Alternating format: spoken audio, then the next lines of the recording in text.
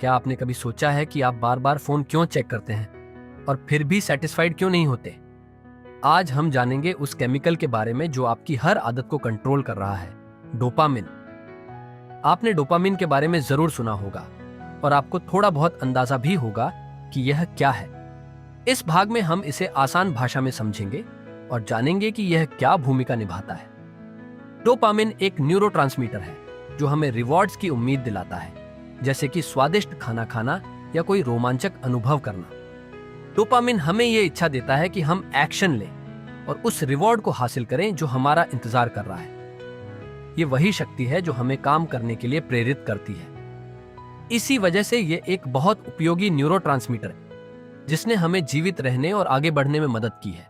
और शायद यही एक कारण है कि आज हम इस दुनिया में मौजूद हैं। लेकिन एक बहुत बड़ी गलतफहमी है। लोग मानते हैं कि डोपामिन खुशी, प्लेजर देता है, लेकिन सच्चाई यह है कि डोपामिन खुशी नहीं देता।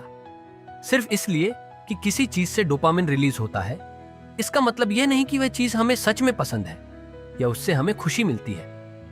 असल में जब आप ध्यान से देखेंगे तो पाएंगे कि जैसे ही आप कोई चाही हुई चीज हासिल करते हैं, थोड़ी देर बाद आप खालीपन और असंतोष महसूस करने लगते हैं। सच्चाई यह है कि कोई भी स्टिम्युलेशन आपको वह सच्ची संतुष्टि नहीं दे सकता जिसकी आप तलाश कर रहे हैं।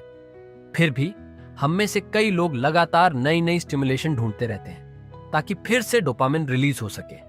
ऐसा लगता है कि हमें हमेशा और चाहिए और हम कभी संतुष्ट नहीं होते। और जितना ज्यादा हम स्टिम्युलेशन ढूंढते हैं, स्थिति उतनी ही खराब होती जाती है। अब अपनी जिंदगी की तरफ देखिए। आप किस चीज के आदी हैं? आपको सबसे ज्यादा किस चीज की क्रेविंग होती है? आपकी मुख्य स्टिम्युलेशन के सोर्सेस क्या हैं? क्या ये चीजें आपको सच में खुश करती हैं? जब आप इन सवालों के बारे में सोचेंगे तो आपको समझ आएगा कि आप बहुत ज्यादा स्टिम्युलेटिंग एक्टिविटीज के आदी हो चुके हैं, जैसे वीडियो गेम खेलना, सोशल मीडिया में डूब जाना या बार बार ईमेल चेक करना। जब आप ये सब करते हैं तो धीरे धीरे आपका सेल्फ कंट्रोल कम होने लगता है।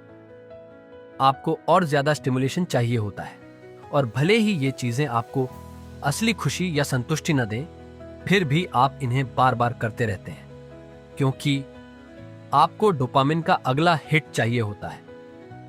ऐसी स्थिति में कोई भी काम जो ध्यान और फोकस मांगता है, उसे करना बहुत मुश्किल हो जाता है। और इसका परिणाम क्या होता है? आप काम टालने लगते हैं, प्रोक्रेस्टिनेशन। आप वह किताब लिखना टाल देते हैं जिसे आप लंबे समय से लिखना चाहते थे।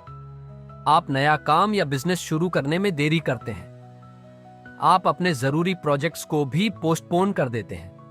अंत में अगर हम एवोल्यूशनरी पर्सपेक्टिव से देखें तो डोपामिन का मुख्य काम है आपको एक्शन लेने के लिए प्रेरित करना, ताकि आप अपनी सर्वाइवल और रिप्रोडक्शन के लिए जरूरी रिवॉर्ड्स हासिल कर सकें। लेकिन आज की दुनिया में यह सिस्टम हैक हो चुका है, जिसके कारण कई नकारात्मक परिणाम सामने आ रहे हैं, जिनके बारे में हम अगले भाग में बात करेंगे।